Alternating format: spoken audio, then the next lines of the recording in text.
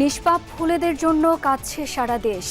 মাইলস্টোনে প্রশিক্ষণ বিমান দুর্ঘটনায় শিক্ষার্থীদের করুণ পরিণতিতে হতবিহ্বল সবাই।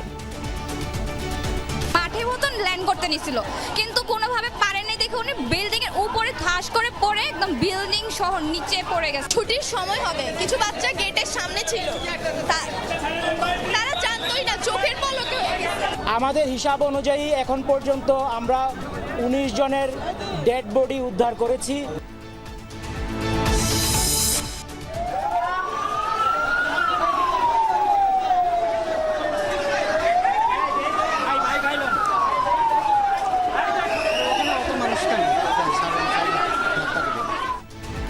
বার্ন ইনস্টিটিউট সহ রাজধানীর কয়েকটি হাসপাতালে হৃদয় বিদারক পরিস্থিতি।